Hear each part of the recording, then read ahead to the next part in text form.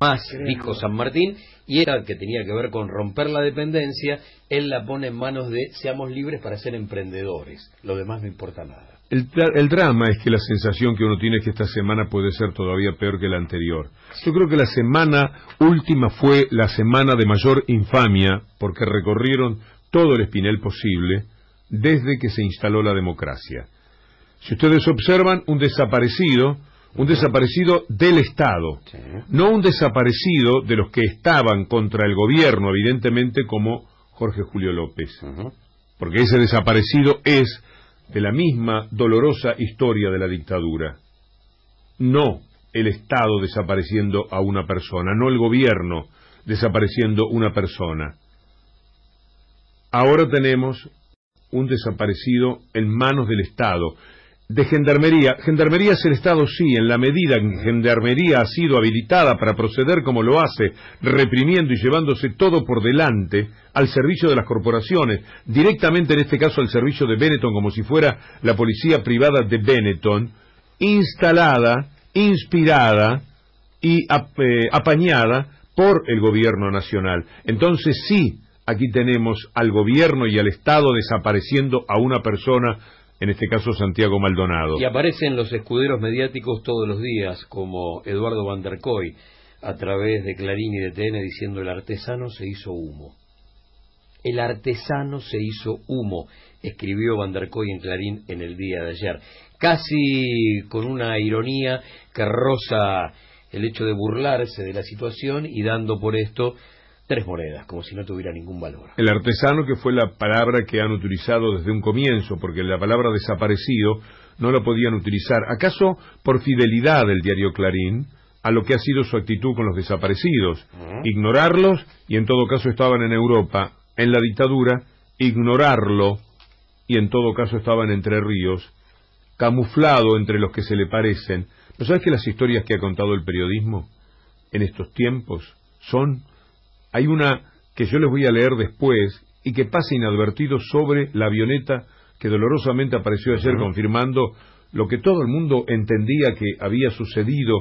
Todo el sentido común, por supuesto, iba en esa dirección. Cuando yo les lea lo que Clarín llegó a decir cuando desapareció la avioneta, no lo van a poder creer. Me guardé la nota en aquel momento porque sabía lo que iba a ocurrir y quería leerla el día en que apareciese, para el dolor de las familias, la avioneta. Pero verán ustedes cómo habían estigmatizado, ya por las dudas, en una de las clásicas novelas que son capaces de escribir, con Maldonado caminando de compras por Entre Ríos, o con Maldonado diciendo, acá hay mucha gente que se me parece. La mejor manera de esconderme, porque parecería que esto era lo que se le ocurría, es entre quienes se me parecen, porque somos tantos parecidos a Santiago Maldonado, es decir, tantos se parecen a mí, que jamás van a encontrar al verdadero, así que aquí me quedo. Estos fueron capaces de inventar estos tipos, Así que cuando vos lees esa nota, todo lo que podés hacer es saber que son por lo menos coherentes con la capacidad para mentir, con la infamia que son capaces de tirarle a la gente, nada menos que desde los sitios desde donde se supone, y estoy hablando del periodismo como ideal, tienen que cuidar la calidad de la ética, la calidad del pensamiento, los valores más sensibles que una sociedad pueda albergar. Ellos están exactamente yendo en el sentido contrario, y cada vez las flechas de hacia un lado y hacia otro los alejan más de los valores que uno supone y que quisiéramos alcanzar, tiene el periodismo. En los últimos días fuimos de la crudeza de las imágenes que pudimos ver a través del programa de Silvestre y esencialmente el enorme trabajo de Juan Alonso in situ en el lugar, cuando Gendarmería el 1 de agosto fue de cacería a la Ruta 40. Fuimos en una línea de tiempo hasta los camioncitos que entregaba el gobierno de la ciudad con la calcamonía que decía Gendarmería Patrulla de Caminos, y en el medio nos encontramos con informes que hablan de una puche interna que hay entre la Gendarmería de Esquel y la del Bolsón. ¿Qué decir de la nota de Morales Solá de ayer?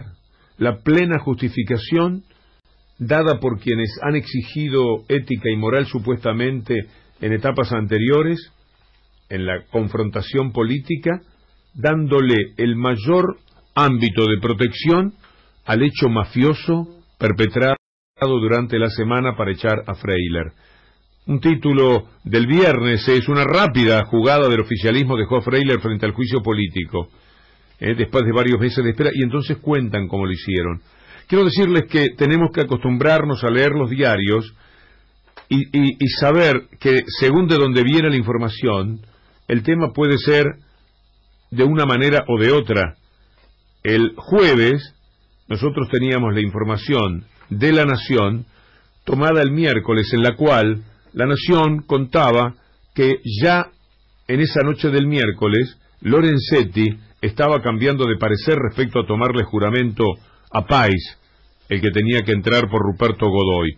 Y si La Nación lo decía era porque La Nación tenía información de primera mano, como tiene información de primera mano ahora sobre Jones Guala. Ya apareció el sábado la información. Yo me quería morir cuando vi lo que había escrito el diario de La Nación, otra vez el juicio por extradición sobre Jones Guala, y lo explicaba desde adentro de la Corte Suprema, ya explicando por qué la Corte Suprema permitía esto que es un exabrupto judicial que no tiene parangón. Juicio por segunda vez por el mismo tema contra una persona. De esto, como les decía, vamos a estar hablando un poco más adelante. Pero hay que entrenarse para entender cómo viene la información, porque es un tiempo extraordinariamente perverso, de mucha mafia periodística y gubernamental. Estoy leyendo un tuit de Caruso que toma un pedacito de Clarín donde dice Clarín: hace 3 semanas que el artesano se hizo humo. Esa es la definición de Clarín. Bueno, es lo que acaba de decir Gustavo, el título de la nota editorial.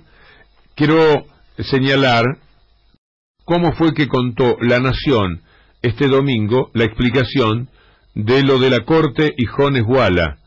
Viene contando que ahora el juez federal subrogante de Bariloche, Gustavo Villanueva, se declaró competente para avanzar con el nuevo juicio de extradición. El nuevo juicio de extradición. Lo hizo luego de que la Corte Suprema de Justicia dejara firme la nulidad dictada por el juez federal de Esquel, Guido Otranto, en un proceso anterior. Entonces, un testigo que había revelado la ubicación del lonco, es decir, Jones Guala, que condujo hacia su detención, denunció que esa información había sido obtenida mediante apremios ilegales. Sin embargo, y aquí viene la explicación que da La Nación, tomando lo que la Corte quiere hacerle creer a la gente para justificar su insólita medida. Sin embargo, la Corte no fijó la nulidad del proceso por eso, sino que declaró mal concedido el recurso a la fiscal que lo apeló, y por ende quedó firme la nulidad dictada por Otranto. Este es un juego de palabras diabólico, porque no se entiende quién fue el que dio mal el recurso a la fiscal. Otranto, y entonces ratificaban el fallo de Otranto que daba mal la apelación de la fiscal por la cual la Corte tomaba esta medida. Es un entrevero, pero lo que quieren es decirle al juez Villanueva: métale para adelante con un tema que hace a todo lo que se está viviendo en la Argentina, porque lo de Santiago Maldonado es por los mapuches, lo de los mapuches fue por Jones Guala, lo de Jones Guala fue porque lo metieron preso mal por una causa que estaba en curso en la Corte Suprema de Justicia, por una decisión política de los gobiernos de Macri y de Bachelet. Aquí entonces está aunado cada uno de los eslabones que hacen la mayor perversión que uno pueda conjuntar para hablar de lo mal que está la justicia en un país. Esa justicia a la que iban a dejar en paz, a la que iban a ser independiente. Ustedes recuerdan el discurso inaugural de Macri.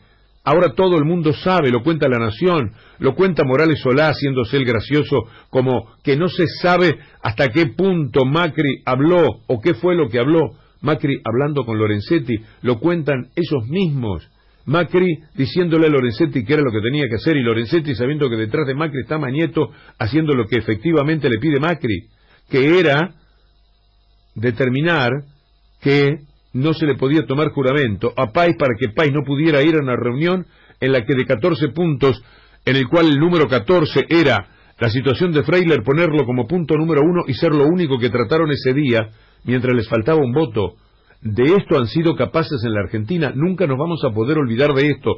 No sé si ya tenemos la palabra de Rebori, Garrigós de Rebori. Julián, la vamos a tener más adelante, porque es necesario que las entidades que todavía tienen una actitud que se refiera correctamente a la justicia se expresen, porque en torno a este episodio ha habido un cierto silencio, salvo Justicia Legítima y otra entidad cuyo nombre no estoy en condiciones de dar correctamente ahora y lo voy a hacer más adelante cuando encuentre los papeles. Salvo eso, han sido muy pocos los casos en los cuales se han expedido sobre la vergüenza de Lorenzetti, Garabano. Cuando digo Lorenzetti están incluidos todos los integrantes de la Corte Suprema, cuando digo Garabano están incluidos todos los integrantes del gobierno, y cuando digo Macri están incluidos todos aquellos que desde los diarios y las corporaciones tienen como gerente general de la sucursal financiera del mundo llamada Argentina a Mauricio Macri. Volviendo a los escuderos mediáticos del neoliberalismo, recordemos que el martes arrancó Roa en Clarín diciendo, y bueno, ¿qué quiere el kirchnerismo? Se le pagó con kirchnerismo por aquello de la no carga de las mesas más importantes, por aquello de el 000 en algunas mesas para el voto a senadores nacionales. Es lo que dice Morales Solá, diciendo también lo de Freiler, porque los peronistas hubieran hecho lo mismo. Ahora, no cita casos de esta envergadura de lo que pasó con Freiler en el que se haya hecho lo mismo, sencillamente porque no existe. No hay parangón con esto. Y ayer, Pablo Sirven en La Nación, con aquello de la culpa la tuvo Cristina, dice, el virus kirchnerista puede ser muy contagioso, tanto como para que en la semana que pasó algunos funcionarios del actual gobierno, inclusive, hayan mostrado algunos síntomas precoces de contraerlo. Entonces, lo que pasó es una enfermedad, es un virus kirchnerista que generó que algunos tipos no cargaran la mesa, tramperan la elección y podamos hablar a esta altura del partido de fraude. Y volviendo al artesano se hizo humo, esta es una frase que le corresponde, la firma Eduardo Van der Koy. Y siempre hay que recordar cuando hablamos de Van der Koy, cuando él hace algunos linkeos muy peligrosos con la última dictadura, y lo hizo de la mano de Por algo será o esto del desaparecido, que es uno de los 14 jóvenes que el 21 de septiembre de 1977 Videla premió como uno de los jóvenes más importantes de la Argentina en Casa de Gobierno. Era la semana de San Martín, por más que el feriado sea hoy. El tributo que le hizo el gobierno fue el desparpajo de Macri en el tema Freiler. Fue tener una Corte Suprema de Justicia que está invalidada para siempre. Es una Corte Suprema de oprobio, de vergüenza, podrida en su esencia, que ya no le sirve para nada a lo que podría ser algún tipo de ideal de justicia a través de los fallos. Fue la semana en la que nada dijeron y lo que dijeron fue un horror respecto a la desaparición de Santiago Maldonado. Fue la semana en la que volvieron por un juicio más contra Jones Walla. Fue la semana en la que Gerardo Morales y su pandilla de jueces de la provincia de Jujuy resolvieron que a Milagros Sala la prisión domiciliaria no es como la que se le da, por ejemplo, a los genocidas. Ir a su casa y estar en su casa, no pueden salir de su casa. Esa es la prisión domiciliaria. Hacen lo que quieren, reciben a quien quieren, no tienen ninguna limitación. Vienen otros generales, vienen periodistas amigos, etcétera, y no tienen ninguna limitación. A Milagros Sala le ponen encargados de la casa para digitar quienes entran y quienes salen. Le dejan que estén 4 personas entre las 7 de la mañana y las 7 de la tarde, no más de 4 personas. Los familiares tienen que acreditar la condición de tal cada vez que van ante las autoridades que están en la puerta como si fuera exactamente la cárcel. Tiene que tener lo que le ponen, la pulsera electrónica o la tobillera electrónica. Y bueno, y después están las naturales privaciones que tiene una persona que está en prisión domiciliaria. La humillación a la que la quieren someter, la casa a la que la envían, que no es su casa. Los genocidas pueden ir a su propia casa, pero Milagros Sala no. Milagros Sala no lo puede hacer. En la Argentina hay más de 500 genocidas procesados y condenados por delitos de lesa humanidad, muchísimos con prisión domiciliaria. Ninguno tiene custodia de gendarmería en su puerta. Todos viven en sus domicilios con sus familias, como lo establece la ley. Esas viviendas nunca fueron previamente inspeccionadas.